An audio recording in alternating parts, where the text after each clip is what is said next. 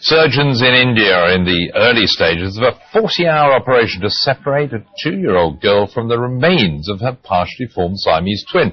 They've already separated the fused spines, and doctors say Lakshmi Tatma is responding well. The toddler was born with 4 arms and 4 legs. Without surgery, it's unlikely she'd survive into adolescence. Sky's health correspondent Thomas Moore explains. Without surgery, Lakshmi Tatma would almost certainly have died. She was born with 8 limbs fused at the pelvis to a headless twin who failed to develop properly in the womb.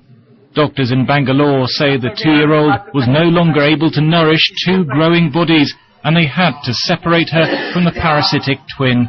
Unfortunately, we do not have a choice of waiting for the child to grow older. The problems will become even more difficult to solve as the child grows older. During the 40-hour operation, neurosurgeons will have to separate Lakshmi's spine from the spinal cord of her twin.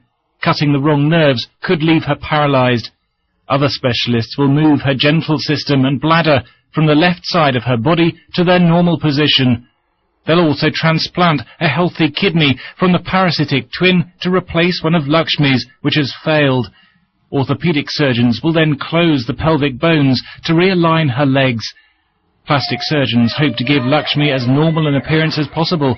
British specialists say the operation is complex. If the legs work and the nerves to the legs are okay, then the chances are the child will walk just as normal. If the pelvic organs are in order, the bladder is in order and such like, then the child may well be continent.